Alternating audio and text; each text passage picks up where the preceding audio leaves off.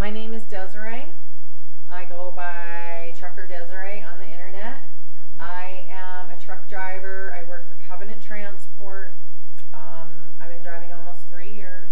I'm 46 years old. I'm a native Californian, but I had been living in Florida when I became a truck driver, and I lived all over the place basically. I moved a lot when I was a kid, and I traveled a lot, and that was sort of one of the reasons I came to truck, because I like traveling. I was a single mom. I have a 30-year-old daughter and a 26-year-old son. I have 4 grandchildren. I'm not married. I just didn't want to stay home, and I had kind of put myself almost through college, but right when I was getting to the end of it, I just couldn't see myself working in an office. It was just really not me. I wanted to do something. I wanted to go somewhere. So I did have some struggles that, bad breakup.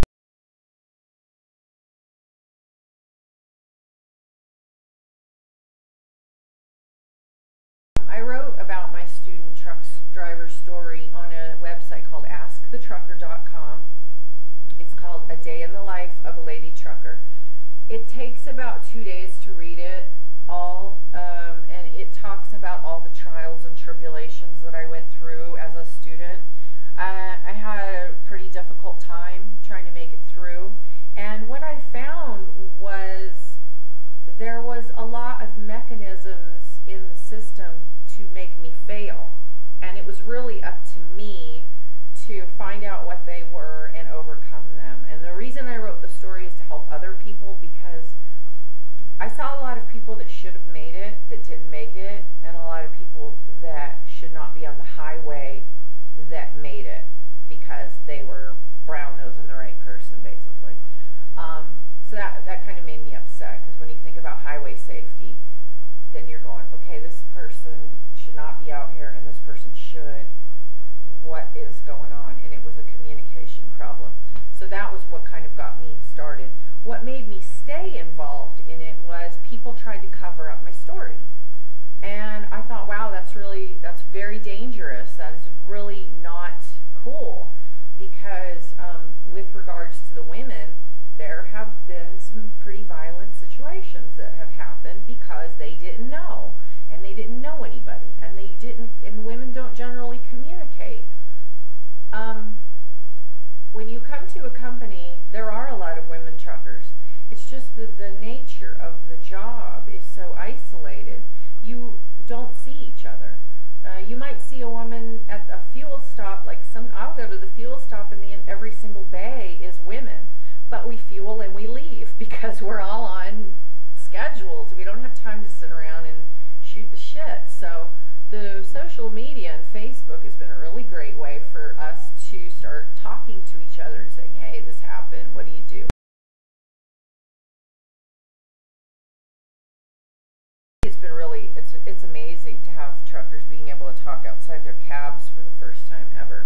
And I encourage, and I try to help men and women whenever I can to learn how to use their computer and stuff like that to communicate to the outside world.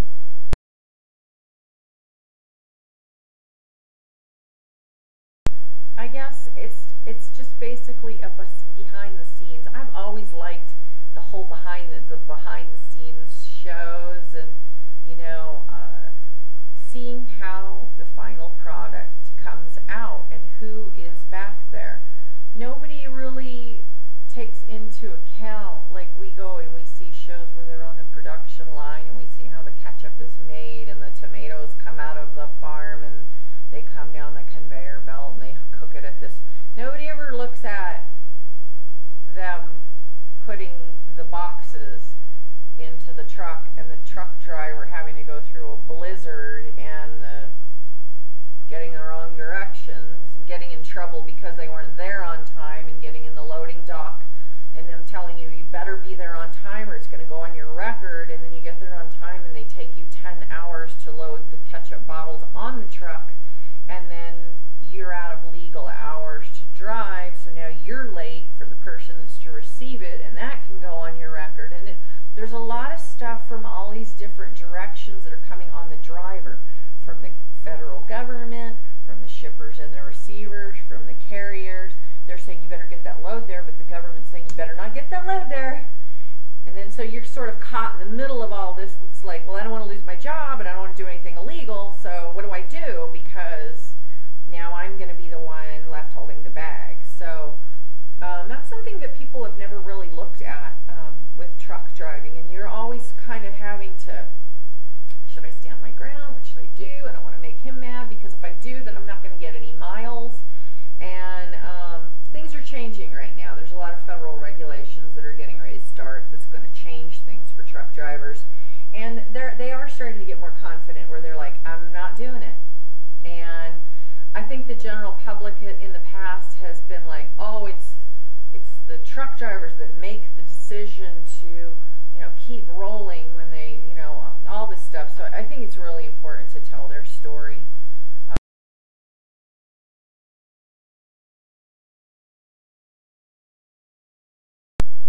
What I love the most about trucking is going places, seeing beautiful rivers, and I take a lot of pictures. I put them out on Twitter, and that's kind of been a really fun thing to do, to share the trip with people. People really love to see those things. The view is so much different from a truck. We don't get to stop very often. I try to go for walks, places, and take pictures.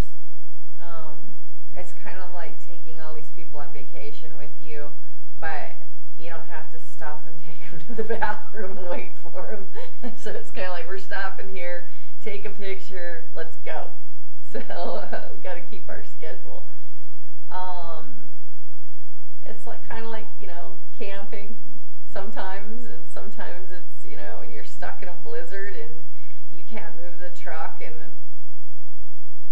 you're just in there watching it come down with all the other trucks being shut down for 3 days.